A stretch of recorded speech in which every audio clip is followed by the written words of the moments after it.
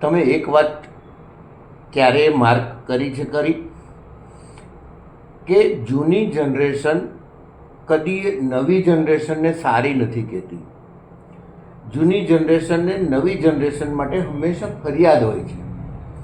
નવી જનરેશન વંઠી ગઈ છે, નવી જનરેશનને આપણી સંસ્કૃતિ પ્રત્યે કોઈ આદર નથી, વડીલો પ્રત્યે માન મર્યાદા નથી, ફેશન અને વ્યસન પાછળ પાગલ છે, ભૌતિક સુખો પાછળ દોડે છે. આવી ફરિયાદો હું તો લગભગ 3 પેઢીથી સાંભળતો રહ્યો છું. ક્યારેય નવી પેઢી સારી ન હોય એવું આપણે સ્વીકારી લેવાનું છે? નવી પેઢી ખરાબ જ હોય એ સત્ય છે કે એની પાછળ કોઈ મનોવૈજ્ઞાનિક કારણ છે? હું ચોક્કસપણે માનું છું કે આની પાછળ નક્કર મનોવૈજ્ઞાનિક કારણ છે. નવી જનરેશન પાસે નવી ટેકનોલોજી છે, નવો સમય છે, નવી અપેક્ષાઓ છે, એના સંઘર્ષો નવા છે, એની સમસ્યાઓ નવી છે, એની આદર કરવાની રીત પણ નવી છે. એ નવી સંસ્કૃતિને વેલકમ કરવા પણ ઈચ્છે છે. એટલે આપણે અપેક્ષા પ્રમાણે એ આપણું માન ન જાળવે, આપણી અપેક્ષા કરતાં સહેજ પણ જુદું વર્તન કરે એટલે આપણે તરત પેલા ફરિયાદનું ડાકલું વગાડવાનું કે નવી જનરેશન વંઠી ગઈ છે. મેં એવું ઘણી જગ્યાએ જોયું છે કે નવી જનરેશન એના પેરેન્ટ્સની, એના વડીલોની ખૂબ પરવા કરતી હોય. એ પોતાના વ્યસ્ત શિડ્યુલમાંથી પણ વડીલો માટે સમય ફાળવતી હોય. વડીલોને શું જોઈશે, શું ફાવશે, શું ગમશે એનો આદર કરતી હોય. પણ વડીલો એની અપેક્ષાઓ ઊંચે ને ઊંચે લઈ જતા હોય એટલે એમની ફરિયાદોનો અંત કદી ન આવે. હશે ક્યાંક નવી જનરેશન બધી જ સારી છે એવો મારે કોઈ પક્ષ નથી લેવો. અલબત્ત હું નવી જનરેશનનો આશિક છું. આઈ લવ ન્યૂ જનરેશન ઓલવેઝ.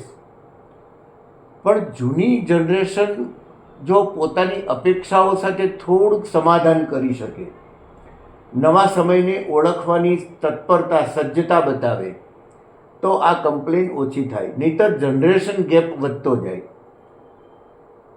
જો નવી જનરેશન જૂની પરંપરાઓને જ વળગી રહે અને નવું કશું ન કરે તો પણ આપણે ફરિયાદ કરવાના કે તારામાં નવું કશું સ્વીકારવાની, નવું કંઈ કરવાની આવડત નથી, ત્રેવડ નથી.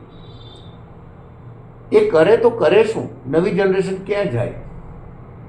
આપણે આપણી અપેક્ષાઓને થોડીક નિયંત્રિત કરીએ. નવી જનરેશનની અપેક્ષાઓ અને એની સમસ્યાઓ એ બધું સમજવાનો આપણે નિષ્ઠાપૂર્વક પ્રયત્ન કરીએ. ઘણી વખત એવું જોવા મળે છે કે નવી જનરેશનને સ્વતંત્રતા જોઈતી હોય એ આપણે નથી આપી શકતા. એના કારણે પણ એનો ચચરાટ હોય છે.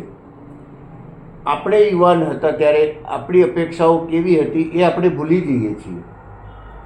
આપણને ડગલે ને પગલે કોઈ ટોકે, રોકે તો નહોતું ગમતું. આજની જનરેશનને પણ એ ક્યાંથી ગમશે? આપણે આપણા અનુભવોમાંથી પણ કશું શીખવા તૈયાર નથી. નવી જનરેશનને સ્વીકારવાની સજ્જતા, પાત્રતા આટલા બધા અનુભવો પછી પણ જો આપણે ન કેળવી શકતા હોઈએ અને આપણે જ્યાં બેઠા છીએ ત્યાં બેઠા બેઠા એવી અપેક્ષા રાખીએ કે નવી જનરેશન મારી પાસે આવીને મને આદર કરે, તો એ શક્ય નથી. નવી જનરેશન પાસે ખુલ્લું આકાશ છે. એ ઉડવા ઈચ્છે છે અને આપણને પાંજરા પ્રત્યેનો પ્રેમ છે. આપણે પાંજરા પ્રત્યેનો પ્રેમ છોડવો પડશે. આકાશમાં ઉડી શકીએ તો કંઈ નહીં, ન ઉડી શકીએ તો ઠીક છે, કંઈ વાંધો નહીં. પણ જે ઉડવા ઈચ્છે છે, થનગને છે, એના થનગનાટને બંધનમાં ન નાખીએ, એને ટોકીએ નહીં. એ આપણા માટે જેટલું કરે છે ને એનો સહર્ષ સ્વીકાર કરીએ. મને લાગે છે કે 2 પેઢી વચ્ચેનું અંતર ઘટાડવાની જવાબદારી નવી જનરેશન કરતાં જૂની જનરેશનની વધારે છે. કારણ કે એની પાસે અનુભવો છે, એની પાસે ભૂતકાળનો એટલો બધો વૈભવ છે કે એ આ કરી શકે. નવી જનરેશન પાસે સ્વપ્નો છે અને જૂની જનરેશન પાસે સચ્ચાઈ છે. સ્વપ્નો અને સચ્ચાઈ વચ્ચે સુમેળ સધાય તો સમાજ સુંદર બને અને સંસાર રળિયામણો બને. બાકી નવી જનરેશનને વગોવવાથી, એની ટીકા ટિપ્પણી કર્યા કરવાથી કોઈ પરિણામ મળવાનું નથી. અને નવી જનરેશન આપણી ફરિયાદો ક્યાં સુધી સાંભળશે? આપણે એની સાથે સુમેળ રાખીને ધીરે ધીરે આપણી વાત એને સમજાવીશું તો કદાચ એ સ્વીકારશે, માનશે. પણ માત્ર ટીકાના ટોનમાં વાત કરીશું તો એ નહીં સ્વીકારે. આટલી વાત આપણે સમજવી પડશે. નવી જનરેશન ખરેખર સરસ છે, ચાહવા જેવી છે, અને હું તો એને ચાહીશ જ.